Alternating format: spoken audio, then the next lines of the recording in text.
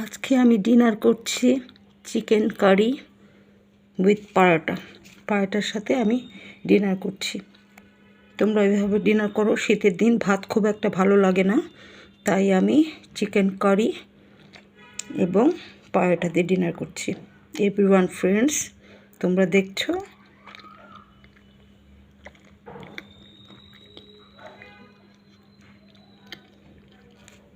ঠিক আছে, আমি ডিনার করি।